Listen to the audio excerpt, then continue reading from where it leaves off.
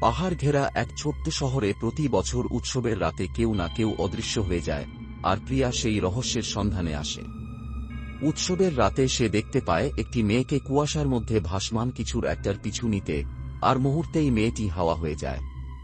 প্রিয়ার ক্যামেরায় ধরা পড়ে এক ছায়ামূর্তি।